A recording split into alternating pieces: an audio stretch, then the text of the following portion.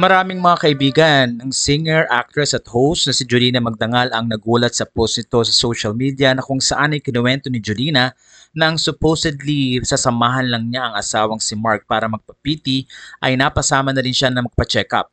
Doon ay nalaman ni Jolina na meron pala siyang sakit din, ang tinatawag na tennis elbow or lateral epicondylitis. At ito ang kwento ni Jolina Magdangal na ayon sa kanya ay isang buwan na niyang iniinda ang sakit ng kanyang arm.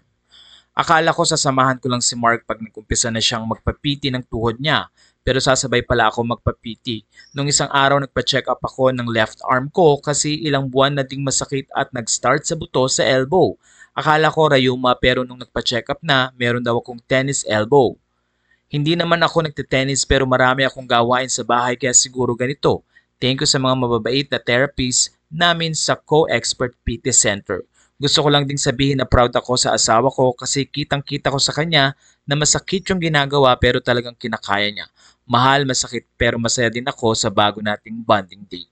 Sa puntong ito ay nag-message ang mga kaibigan ni Jolina. Sa puntong ito ay nagbigay naman ng mensahe ang mga kaibigang artista ni na Jolina at ni Mark Escueta na sana daw ay gumaling agad ito. Ilang mga netizen naman na nagsabing meron din silang nararamdaman katulad ng kay Jolina.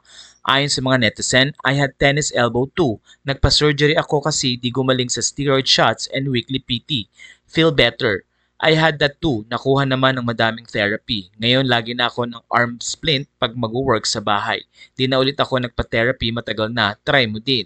Same tayo, mag 1 year na yung left arm kong sumasakit. Doctor recommends physiotherapy. Chiropractor, sana bumalik sa dati. Grabe araw-gabi kumikirot, namamanhid na at di maitaas kahit paghubad ng damit ang sakit at ang hirap.